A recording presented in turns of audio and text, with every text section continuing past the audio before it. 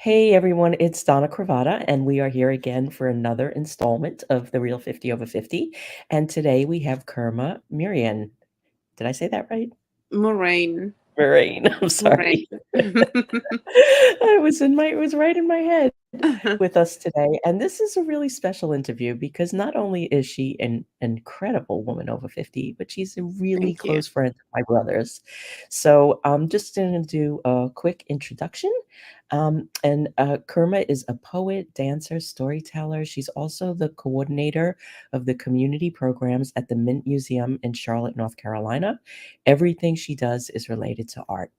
She organizes events for the museum for minority groups such as the African American and Latin Americans that include music, live painting, poetry, and dancing. And she also shares her poetry at galleries, museums, libraries, schools, online events, and cumbia dance from her homeland of Colombia to make people feel welcome and to also bring cultural awareness. Um, she also has a new addition to her bio. She was recently crowned the Cultural Queen of Charlotte, North Carolina. So we've got some royalty.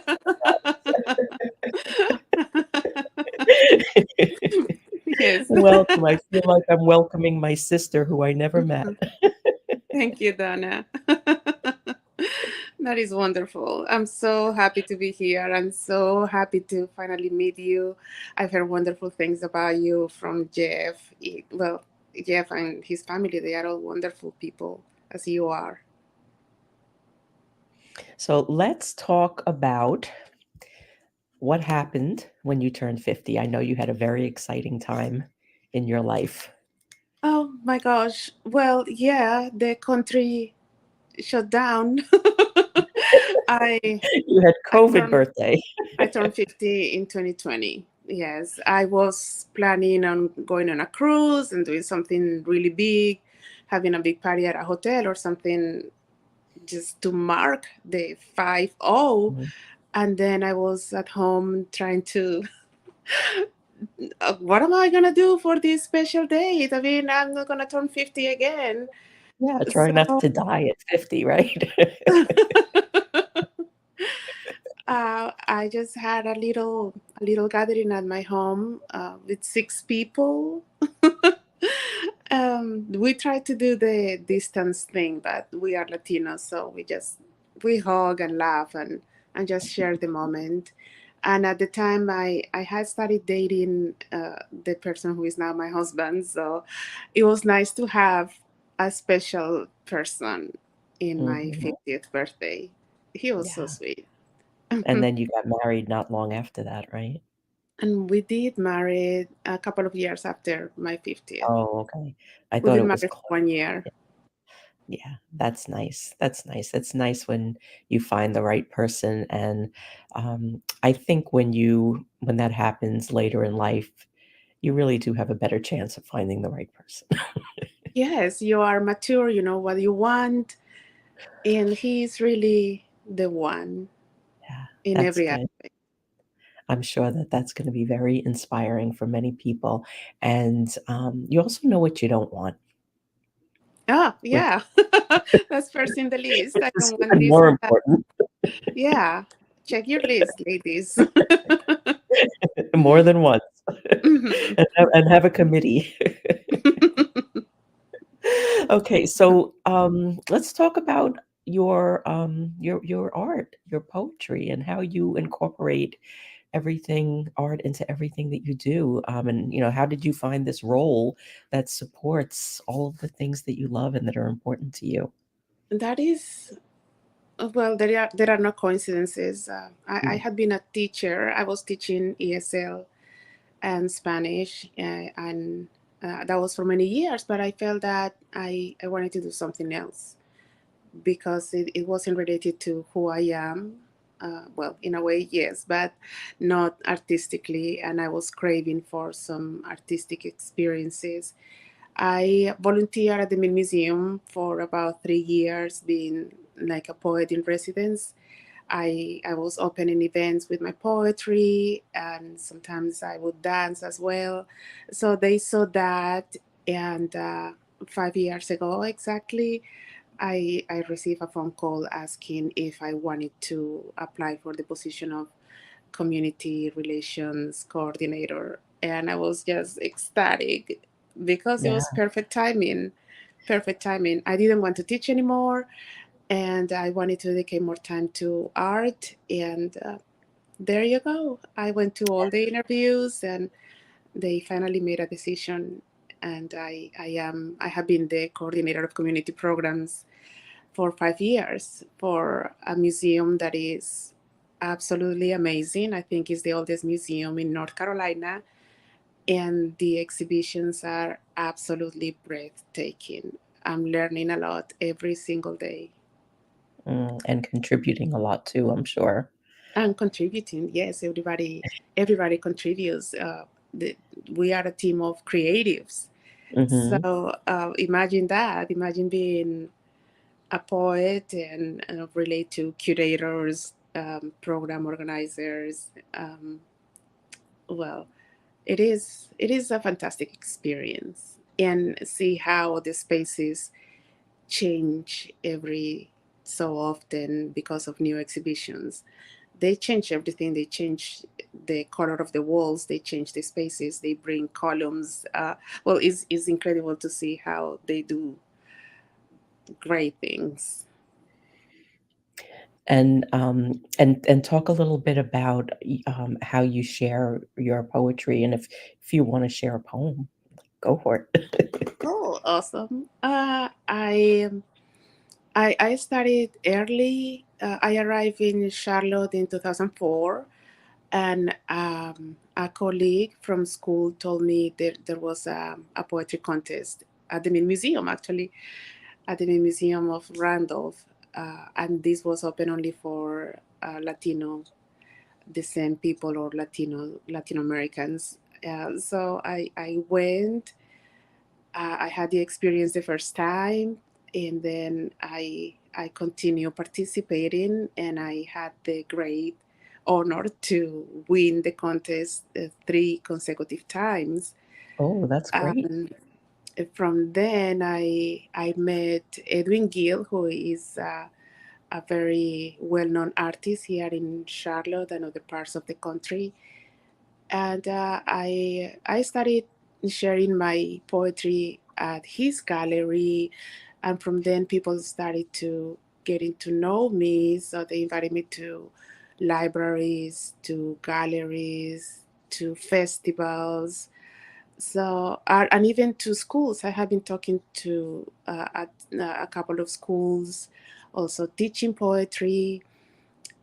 Queen's University. I am a regular at Queen's University, participating with poetry and writings, and also with the cumbia, especially for the Hispanic Heritage Month.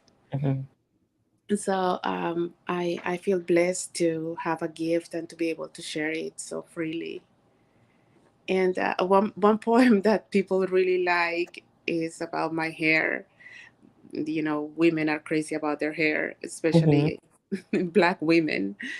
And so sometimes I get it straight. And I wrote, my hair, my hair makes me. I hate it and I love it. It is straight now, after my 13th birthday, I mean, when my mother found the elixir to make it look pretty. I can't reproach her or attempt to get mad at her for introducing me to these chemicals. I see women with natural hair and I envy them. But my hair, my hair is my other me. Silky, how it frames my face, how it makes me feel sophisticated, powerful. I resent when the roots grow because I have to go back to the hair hospital, to the foul smells, and the burn. Sometimes I get second and third degree burns on my scalp. But oh, how much I adore that I have bangs and the wind frolics with it. One day I'm going to shave it off. And after that, I'm going to write a poem about hats. I love that. So your hair is back now. Is it straight or is it natural? Everyone wants to know. Oh, it's natural now. Yeah, when Jeff and Aisha first got married, or even before they got married, Jeff like really dug in about the hair ritual because Aisha had straight hair then, and like Yeah. he would call me up and complain about the time, and this is cutting into his bike riding, and I remember. Yeah, it's a whole story with the hair. that's yeah, yeah. He didn't. He wasn't very accommodating. And as you can, but everybody else listening doesn't know, but she's got really short hair now, and it's natural. Yeah, yeah, He beautiful, won, beautiful, short, natural hair. but she's just the most incredible creature on the planet. So Hmm. she could have no hair and be beautiful. So now, what kind of when you share your art, what is what do you want people to feel? What do you want them to take away with them? It is about empathy, and I discovered that when I started sharing my poetry at a young age, when I was at school. Also, was invited to libraries, and when people came to me after my readings and say, "Wow, that really touched me. I was in the same situation. I felt that you just expressed what I wanted to say perfectly." And I think it's about that empathy and unity, because it's like a song. You want a special song when you feel a certain way. So poetry acts the same way, I feel. They listen to some words, they remember where they were, and they identify with the words, and with the person who is delivering as well. So I like that experience to be talking and looking at people and see how their faces transform, and I know that they are going to a special place. Yeah, and did they share it with you? They do. That's what I love. They talk to me. They either send me a message, or they talk to me after the performances, and they tell me their stories too. Yeah, That's very powerful. yeah. Stories really are everything. Yes. They really are. So, do you want to share a story, maybe about Colombia? Maybe, or About the difference of living in Colombia or the US, or just whatever you feel you want to share. But I think that one of the things that has been just happening through these interviews is people are sharing like untold stories, the things that they wish they knew or that they wish somebody told them. So maybe something that you think will help somebody somewhere down the road. things No that will pressure. help somebody. Well, put me on the spot here. No. I just well, I think the message is, and it's kind of a cliche, but follow your dream. Just follow your dream. Don't go left or right. If you have a dream or a mission, don't turn around. Don't stop because other people are telling you it's not right, or because circumstances are changing. Circumstances can change, but your dream has to be your focus. And I'm saying this because right before I came to the United States, it was a long process. It was a process for international teachers, and you had to go to a seminar on Sundays. That was the whole day. So there were long weeks. I was working very hard. I wanted to be selected to come to the United States, and I was in that process for about 2 years, because they wanted the people to come to the United States having a driver's license for at least 2 years, and I didn't have a car. Mhm. So starting with that, oh my gosh, I don't know how to drive, but I want to go to the United States. I want to join this program. Well, I took the class. I had my license, but I still had to wait for 2 years. Um, After the process, or during the process, I met an Italian man, and I just say Italian, and most Italians are very attractive. But and I just wanted to be his friend, but that was impossible. He was so romantic. He was just a beautiful man, and I fell for him so hard that I didn't want to come all these years trying to have an opportunity to live in the United States. And I met a man and I fell in love with him, and I started just reconsidering everything. Ooh. So, no, no. In And the end, clearly he was not on the right list because it's not who you married, is it? exactly. Yeah, so in the end, I decided, well, I have worked so hard for this, and I know I love this man, but I, I, I will regret not to go. So in the end, I decided to come to Charlotte, North Carolina, which was the city where they sent me, and Mhm. well, it just got better after that. And now you're the queen. I'm the queen. So, I'm gonna put you on the spot again just because it's fun. Um, Thank you. how can people use art to help them stay on that path to follow their dream? In It's my like it's case, like a motivator. uh, in my case, it helped me come out of myself and all the things that I can say directly.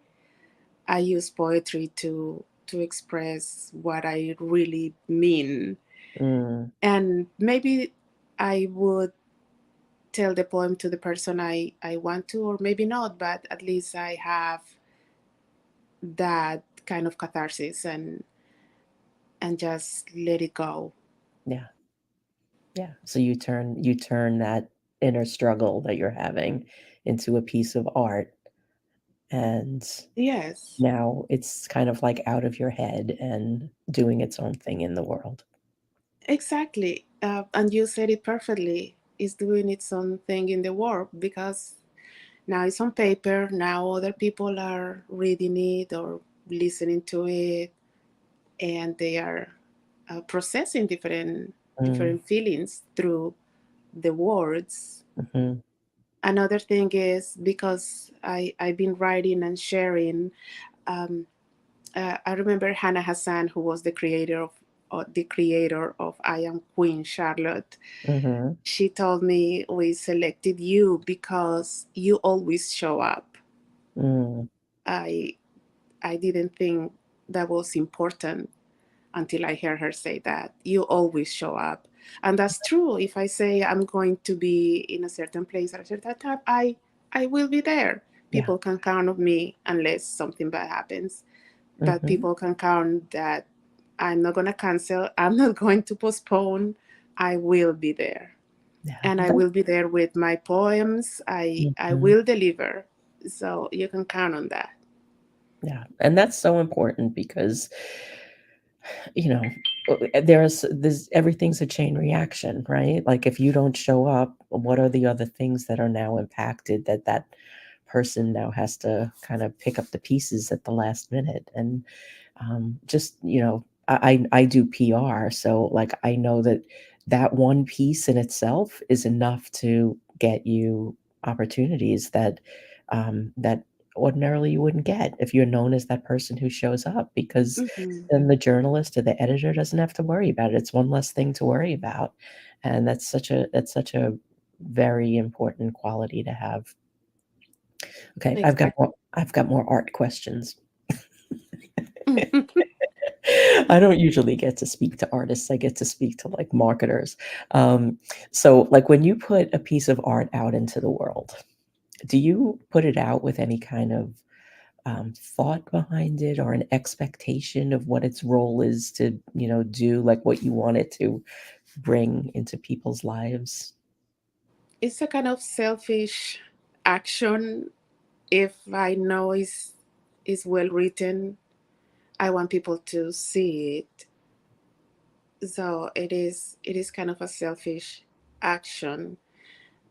The reaction is different, but I'm not wanting that. I'm not thinking about that. I am grateful because people accept it and make it part of their lives. But I don't really think about what's gonna happen if I put this out Mm, there. I That's not one of my no, thoughts. no. So, do you still have like an attachment to it, or do you detach and now it's out there as its own entity? Oh well, it's still mine. Mhm. Okay. It is still mine. Yeah, I'm sharing, Yeah. but uh, I am very jealous about my art. If you want to share it, well, just say where it comes from, Yeah. right? Yeah. Oh no, Um, for sure. For sure. yes. IP is important. Mm-hmm. But that wasn't how I meant it. I meant it more um, like I don't know. When as you're talking, I get this visual of you having like these little strings coming from you, and attached to each of these strings is a poem. Oh, And beautiful. like is so I'm curious if you feel those strings that I'm seeing, or if they're just out there flying around like paper airplanes. No, you are right. I feel that, and the strings are connected to my brain, to my heart, and they are talking to me. They are Hmm. talking to me all the time, and it might sound crazy, but that's how art speaks to you, to the Hmm. public. It is a symbiosis. Yeah. Is a bunch of particles in the air. Hmm. Actually, that Hmm. is the perfect definition. Yeah. And do you feel like hits come back to you from it? Like do these poems talk back to you? Yes, they do. They do speak to me about the places where I've been to, Mm, and sometimes I'm glad I'm not there anymore. mhm, Sometimes it's I wanna come back, and the poems are like my companions. mhm, I can read them again and feel well. It's like a therapy. If it you sounds heard, it. It yes, sounds it. I mean, I just keep I like one of my gifts is I see things. Like I see possibility around people. And sitting here and talking to you, I am literally seeing those strings with like little papers all around you. thank you. We'll have to get Jeff to take a picture, like do something to make that work. I'll talk to Jeff. For those of you that are kind of getting lost in the conversation, my brother Jeff is a photographer in Charlotte, North Carolina, and is really good friends with Kurma. So, um, Actually, I have the wait. oh, yep, He took that picture. hmm, That is the cover of my book. that's beautiful. He That's has beautiful. a Yeah, very good eye. yeah, he's incredibly talented, and all of the pictures of Kurma on the 50 over 50 website are all pictures that my brother took. So if you happen to be in Charlotte and need a photographer, get in touch with my brother. He was an early internet adopter, so he has Cravada.com. Oh, nice. So now one of the other things that I found as I was looking through all of your stuff, um, was that you you practice peace, kindness, and compassion. You want to talk about that a little? How does it like impact you? What brought you there? What are the things that you do? I have a lot of audiobooks, and I interchange them. I have COVID brain, so I'm not gonna tell you the titles. I just Mhm, can't. that's okay. But I listen to my audiobooks. I like stories of survival or people who came from nowhere.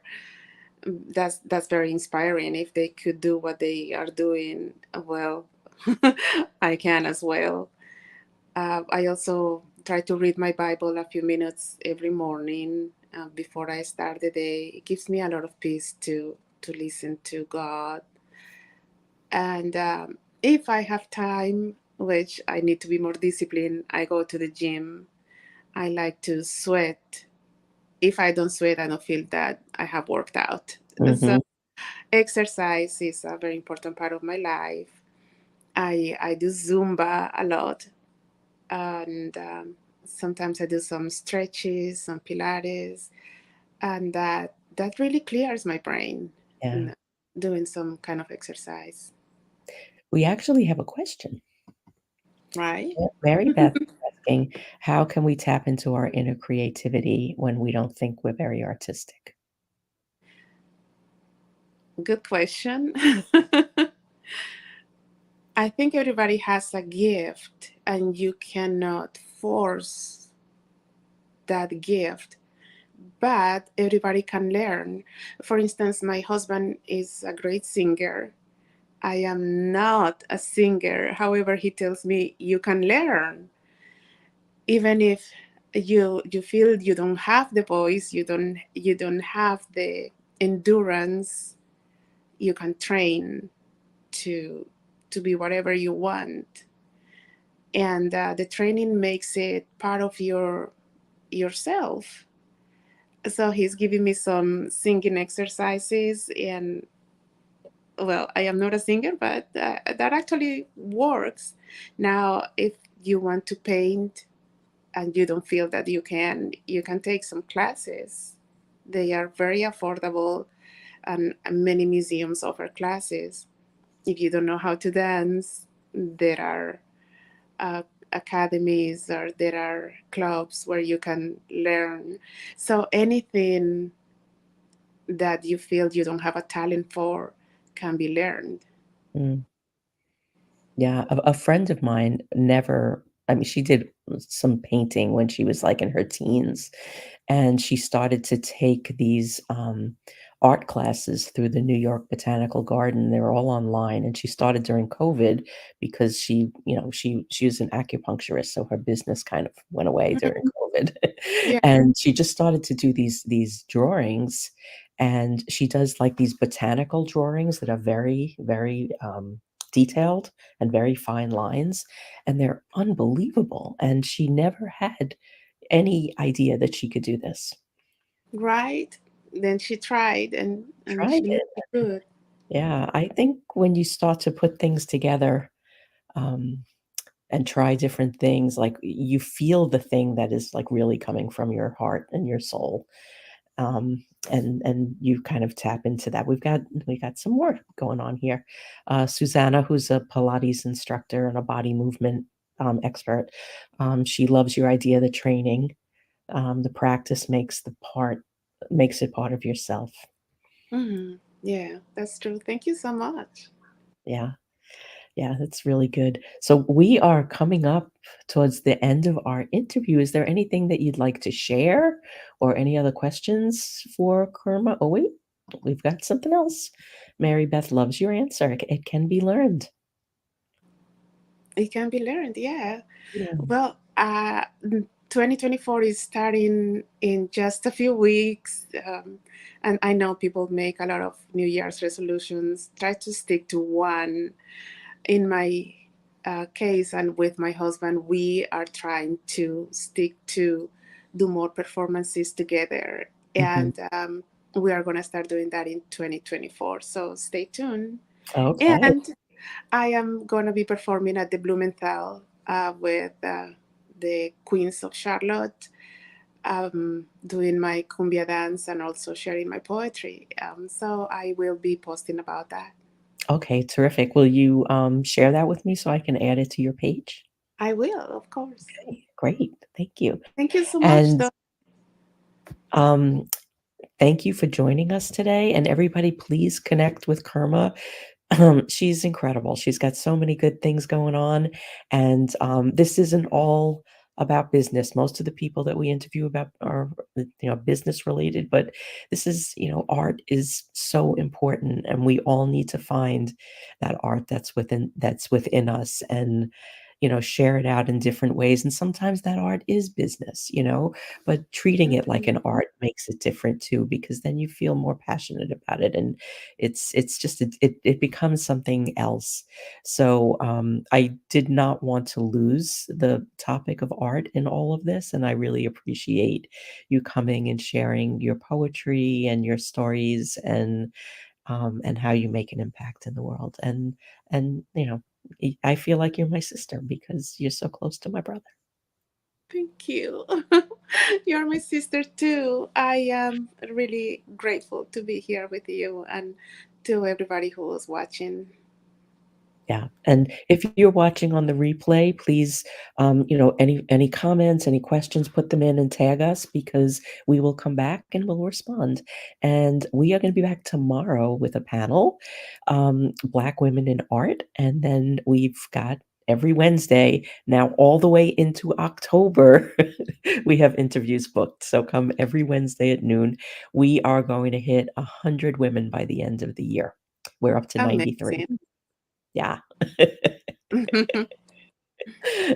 So it's really kind of exciting. So thank you again, and I look forward to getting to know you more.